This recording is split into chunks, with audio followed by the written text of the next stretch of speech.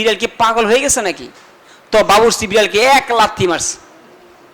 এখন বিড়াল খুনে আশরাফ আলী থানভী রহমতুল্লাহর কাছে যায়, গিয়ে আগের চেয়ে জোরে মেওয়াও শুরু করতেছে। তো কেউ তো কোনো ভাষা বুঝতেছে না। তো বাবুর্চি যে রশির মধ্যে কাপড় টানায়, এখান থেকে একটা কাপড় বিড়াল মুখে করে কামড়িয়ে ডাউলের ডেক্সির কাছে ফেলে দিবে, ডেক্সির ভিতরে ফেলে দিবে। বাবুর্চি কাপড়টা ধরে বিড়ালকে আরেক লাথি মারে, বিড়াল আবার ছিটকে পড়ে যায়। কিন্তু বিড়াল তো এবার বাবুর্চি যখন সকলের জন্য বাসনের ভিতরে খাবারের সবজি টবজি গোশত যখন রেডি করে দিল, সবাই খাওয়া শুরু করতেছে। বিড়ালের মাথা তো গরম, বিড়াল সমানে হাওমাও শুরু করতেছে। বিড়াল কখনো ডেক্সির উপরে লাফ বাড়ে, কি অবস্থা শুরু হয়ে গেল। বাবুর্চি ভাবতেছে বিড়াল কি হয়ে গেছে। এবার যখন ডাউলের পালা, ডাউল দিবে খাবারে, সবাইকে যখন ডাউল দিবে, বিড়াল বুঝতে পারলো এখন আমার বসে থাকার সময় নাই। কারণ এই ডাউলের ভিতরে বিষাক্ত সাপ পড়ে মারা গেছে, আর বিষাক্ত সাপের বিষ ডাউলে মিশ্রিত হয়েছে। এই বিষ যদি খায় তাহলে সমস্ত ওলামায়ে কেরাম, সমস্ত মানুষগুলি মারা যাবে। বিড়াল এই কথা বুঝে বিড়াল ডাউলের ডেক্সির ভিতরে লাফ দিল, গরম ডেক্সির ভিতরে লাফ দিয়ে বিড়াল সঙ্গে সঙ্গে মারা গেল। এখন বাবুর্চির মাথা আরো গরম, হাই রে এত কষ্ট করে রান্না বান্না করলাম, এই বিড়ালটা মরার জায়গা হয়েছে না, মরতে লেপনে টাঙ্কিত গিয়ে মরতে এন অসৎ করে। বাবুর্চি তো সেট, এখন মরা বিলাই এটার আবার কি মারবো, কি কইন। এখন আশরাফ আলী থানভীর কাছে গেল, কয় হুজুর অবস্থা তো খবর খারাপ। কয় কি? কয় ডাউলে তো বিড়াই মরছে। কি মরছে?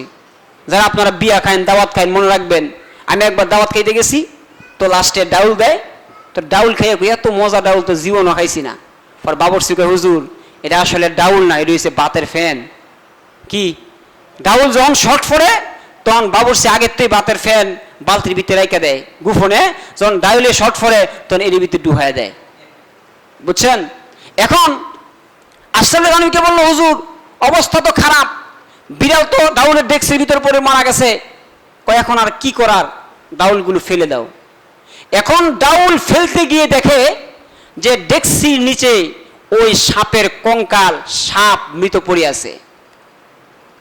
এই ঘটনা দেখার পরে আশরাফ আলী থানভী রহমতুল্লাহি আলাইহির চোখ বেয়ে পানি পড়তেছে। হায় হায় রে বাবুর্চি, তোমরা তো বিড়ালের ভাষা বুঝি নাই, এই সাপ তো পড়েছে ডাউলের ভিতরে, এটা তুমি আমি দেখি নাই। বাবুর্চি বলল হুজুর আমি যখন নামাজ পড়তে যাই আমি তখন ডাউলের ডেক্সিটা খোলা রেখে গিয়েছিলাম। আশরাফ আলী থানভী বলল বিড়াল কোথায় ছিল? বলল হুজুর বিড়াল তো রান্নাঘরের মধ্যে ছিল।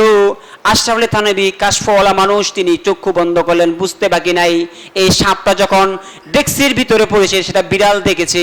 এই জন্য বিড়াল তার নিজের ভাষার মাধ্যমে তোমাকে বুঝাতে পারে নাই, আমাকেও বুঝাতে পারে নাই, কাউকে বুঝাতে পারে নাই। তখন তোমরা বিড়ালকে পাগল বলে লাথি মেরে তাড়িয়ে দিয়েছিলে।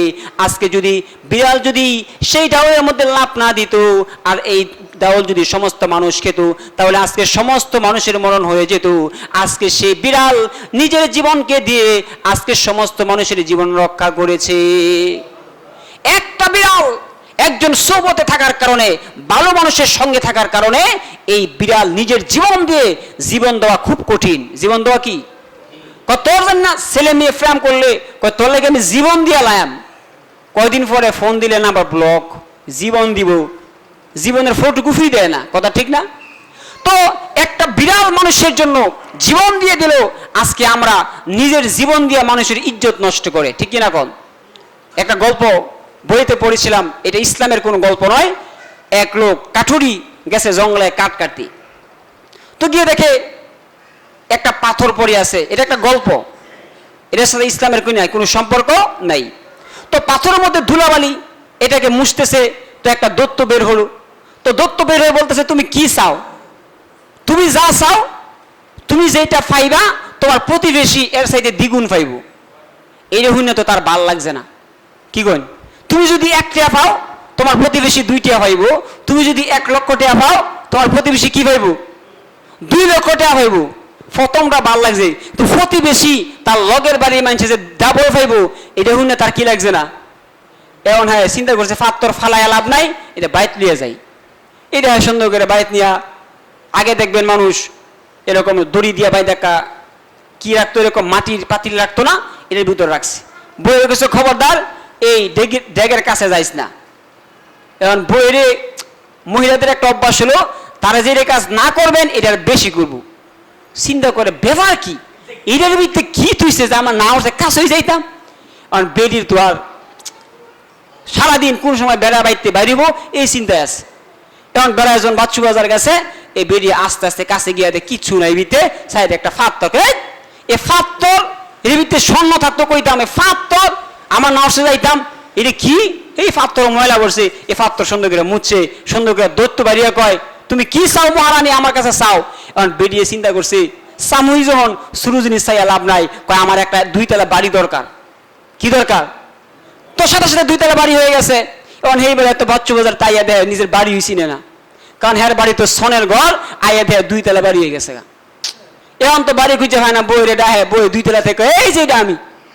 এখন বাইত গেছে, ইয়ে কয় ব্যাপার কি তুমি কি ফাত্তর হাত দিছিলাম? কয় আমি হাত দিছিলাম।